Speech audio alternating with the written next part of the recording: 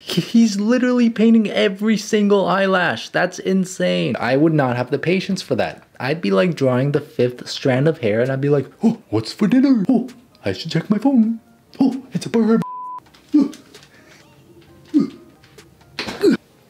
Hi there. So there is something that I've been missing dearly in my life lately, and that is, just kidding, it's TikTok art tips.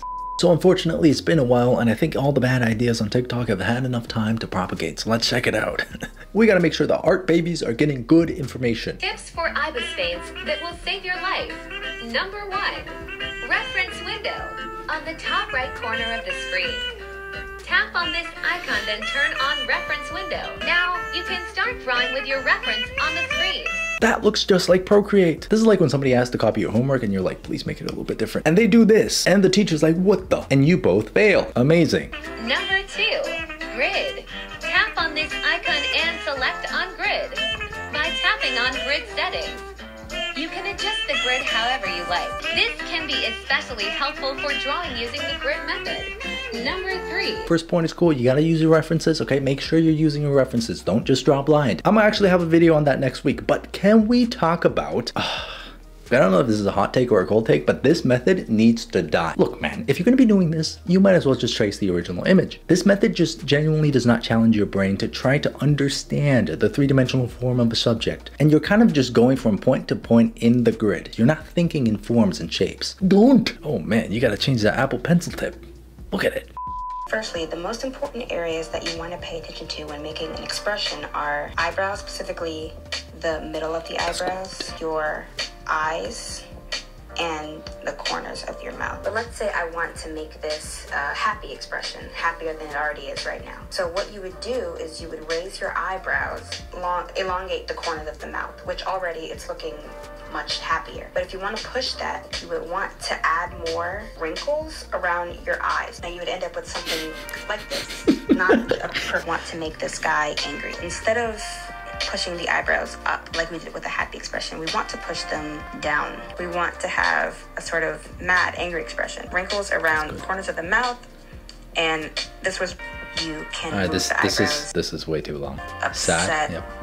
Mouth. Yep. Maybe a wrinkle here and there. Eyes will be distressed. That's good. So you guys get the idea. Eyebrows up, corner of the mouth up, and you get happy. Eyebrows down in the middle, frowning mouth, and you get angry. Frowning mouth and eyebrows up in the middle, and you get sad. Very simple. And if you have trouble picturing this, just go and look at yourself in the mirror and make some expressions at yourself. Just make sure no one's there watching you. You're gonna be like 8 out of 10. Too lazy? Can't draw the back of the hair? Do this. Draw the front hair first and then duplicate it. Flip it horizontally. Put it on the other head. Erase the front hair area. Very nice and simple and concise. That's a 9 out of 10. But I gotta ask you guys something. I know that having these things on different layers for your characters might be helpful in character design, where you might have to change things around. But are you guys putting hair on a separate layer on a regular sketch like this? What's next? Are we putting ears on a separate layer? Are we putting eyes on a separate layer? Are we putting noses on a separate layer? Just the thought of that overwhelms me. How I get this texture in my art? It's mostly because of textured brushes I use. I enhance the brush texture by sharpening the drawing. Before, after. To get more texture, I create a noise filter. Set to overlay. Before, after. You can use other textures by using an image. Make sure to make the texture a mid-tone gray. I used a multiply layer here. I love this final tip here that I haven't thought about that before, but using a textured image of like watercolor paper and overlaying it on top of your image, that's sick. I like that. Good job. 10 out of 10. Just one quick tip for the art babies though. If you're going to be using a textured brush, make sure that you don't add too many different textures into a single drawing. That's one of the #1 ways that people make their drawings look too messy and too busy. Don't know what to draw on the first page. I keep falling for these. Here I thought it was gonna be an actual art tip. 10 out of 10. Oh no, I have colored outside of the line art. What you can do is you'll go to your layers, select your line art layer, and then what you'll do is you'll go to your select tool, make sure it's on automatic, and then select all of the areas outside of the coloring. And then, without clicking anything, you go straight to your layers and you go to your coloring layer, and then you can take your little selection tool and whoops, completely remove everything and just drag it out over there and poof, it doesn't exist. And your line art, your colors have been cleaned up. What the dude? Look, I don't do this art style, so I didn't know about this, but that's sick. That's really convenient. But I do know a tip that might be even faster than this, and that is not painting outside of your line art. How hard is that? God, 10 out of 10.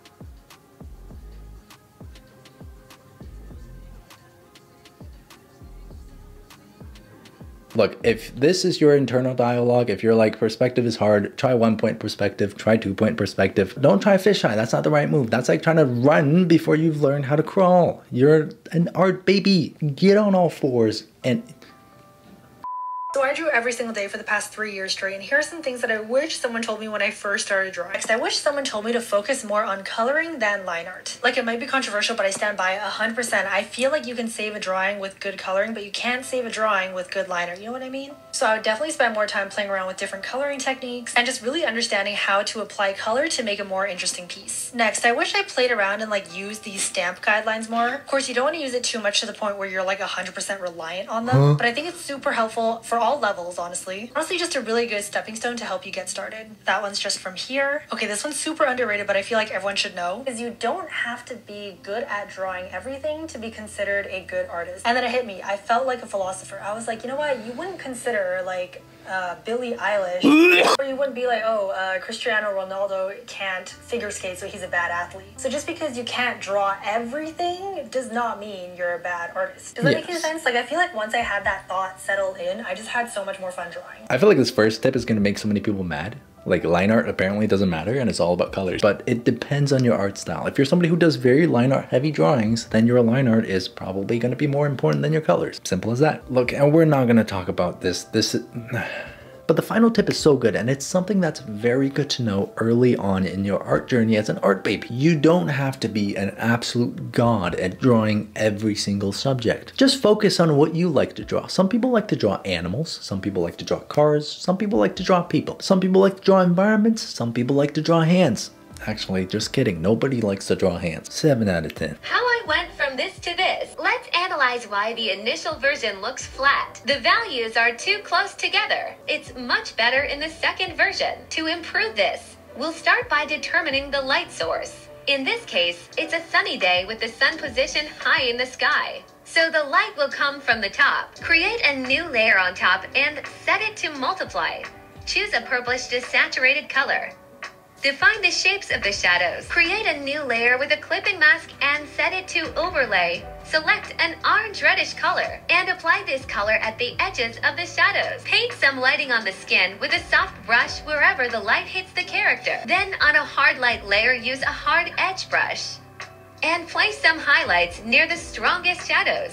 It looks messy, but it's render time. 1. Redefine the facial features by color picking and use a soft brush to smooth some color transitions. 2. Add shadow details, like those cast by strands of hair. 3. Introduce bluish tones in the shadows for the reflected light from the sky. Now for the hair. To make it visually more interesting, use hue variations. Render it by color picking. You can use fancier brushes here to add some cool textures, and ta-da! That's cool. The final result looks really good. I like it. It's a long process though, and a lot of layers. My favorite part of this video is here, figuring out your light source. Okay, just figure out where it is, and then you're good. Are you a beginner artist who's struggling to make detailed highlights because your eraser's too big? Well, struggle no more, because this is the tutorial for you. Dude, you sound just like Colleen. Oh my god. What you're gonna do is you're gonna find a pen that has no ink left in it. Then you're gonna use it to make indents like you see in the video. Oh. Then like magic, when you put your pencil over it, it'll reveal the highlights. I hope this technique helps you enhance your drawings, and good luck. That's cool. I guess you could do that. It's pretty cool. It's the 9 out of 10. Art tips by someone who doesn't know shit. To practice lighting, try shading the opposite way. Instead of painting the shadow, paint the light. It makes you think about where the light hits more. I recommend using references first, but then move on to try and do it all by yourself. But it's primarily just for exercise.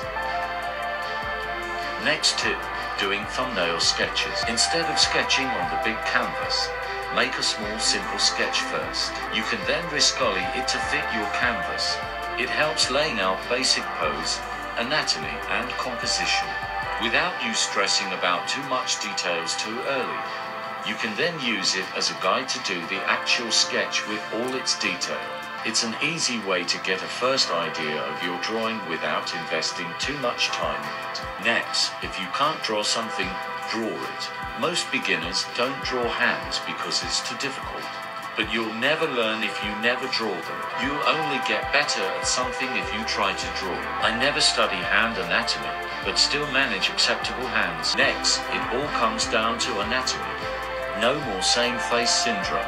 Better lighting, more dynamic poses, better expressions, characters in 3D spaces, and more. All achievable by simply studying anatomy. What I'm liking about today's TikToks is there's some longer videos. Finally. I mean, yes, sometimes people do ramble on. You can't help it. Sometimes Margaret just wants to tell you about her day and she won't let you get in the goddamn elevator when you're in a rush. Margaret. This video is a 10 out of 10. You did not miss. Every tip was a hit, and this is my favorite tip. Just draw the hands. I mean, like, I can draw a hand, but sometimes I'm like, do I really want to right now? No. But if you don't know how to do it and you don't want to be scared of it forever, the best way to handle it is to just face it and draw it. Because the moment you get it right, it's going to be such a rewarding experience. But the journey there, it's going to be hard. It's going to be painful. It's going to make you want to die. It's going to make you quit art. It's going to give you mental breakdowns. It's Art tips with sheep. Wolves, cats, and foxes all looking the same. Try to think about all the things that make them unique. 7 out of 10. You can also just use reference. Huh? Bro's painting the pores. Oh my god. Individual hair strands. I always tell people not to paint individual hair strands. Okay, Marco Grassi, where's the final painting? Can I see the final painting? Dude, he's doing the exact opposite of what I teach. He's literally painting every single eyelash. That's insane. See, this just goes to show all the art tips that you listen to just depend on your own personal art style. If you want to draw like Marco Grassi, you gotta draw every single piece of hair. I would not have the patience for that. I'd be like drawing the 5th strand of hair and I'd be like, oh, what's for dinner? Oh, I should check my phone. Oh, it's a bird. Why is it in a cage? Because it growled. No. Hold on. Why is it in a cage? No. Do you guys draw your stars going this way? Or do you start it by going up and then the other way? Because I start from the bottom left corner and then I go up, down, left, right, back down. Let me know if I'm the weird one here. Do you guys all do this way or do you draw the other way? Because I gotta know now. I'm a little bit... Am I weird? I really don't know why this is so controversial. It needs to be said, but tracing is not cheating. As a matter of fact, the thing about art is that you can't cheat. You can lie for sure, don't do that. But as there are no rules or guidelines or even right and wrong in the making of art, you can't cheat. Tracing is a great skill to have, and I'd recommend beginners to gain some ability at it. It's a big time saver on projects and a great tool for certain desired effects. My one word of caution, however, is that you can cheat yourself. While tracing and transferring is a great tool, the drawings made by it will always have a stiffness and a staleness to them. Think of it like this. Tracing should be a tool at your disposal, but not something you depend completely on. I agree with you on some points, but I also gotta disagree with you on some. I think a lot of other artists and creators have made really good videos on this, and I feel like the error about tracing should be cleared up by now. It is a tool, yes, but you probably shouldn't be treating it as a time-saving tool, especially not on a project that someone's paying you for. Probably not even on your own project, to be honest with you. The absolute best thing about tracing is that it builds up your muscle memory. It shows you the form of whatever you're looking at, and you can actually use it as a great way to learn about the subject that you're trying to study. It could be a photograph of a person, or it could be the art style of another artist. Just simply putting your hand through that motion opens your brain up to this new possibility of movement. You're gonna be rounding the bottom of someone's chin, and the next thing you know, you're gonna be like, wow, I didn't know chins were so robust. But if you're ever gonna do it and you're showing other people your work, don't lie about it. Okay, tell people that it's traced. You know what it is? It's like those training wheels on your bike. When you're learning a new subject, it's almost like learning to ride that little bike for the first time. And of course, you wanna have your training wheels because you don't wanna just... But as you learn more about your subject, as you get more comfortable, drop those wheels. We don't wanna be riding around with training wheels forever. It's a little bit embarrassing. Stop it. 5 out of 10. God, I don't know why we still have to talk about tracing. That's it, guys. We vetted some art tips from TikTok today. Hopefully you guys learned something new. I hope this video can help you become a better artist. If you want to see more content like this, feel free to subscribe to my channel. I'm also launching an art book right now. Check out the links down below. It's a very exciting project. Can't wait to get this out to you guys. Other than that, if you want to see monthly tutorials, head over to my Patreon, and I'll see you guys on the next video. And that's it. You know what? I want you to pause your autoplay right now, okay? Do it. Pause it, okay? And then what you're gonna do next is you're gonna close this video down. You're gonna leave your screen. You're gonna pick up a pen and you're gonna draw. Stop wasting your time. Look, go check your screen time right now. How many hours are you on your phone? Now you just take 30 minutes out of those hours and you put it into a sketchbook. And you do that every single day. And you are gonna become the best artist there ever was and there ever will be. Come on, close this video down. Stop it. Get it together.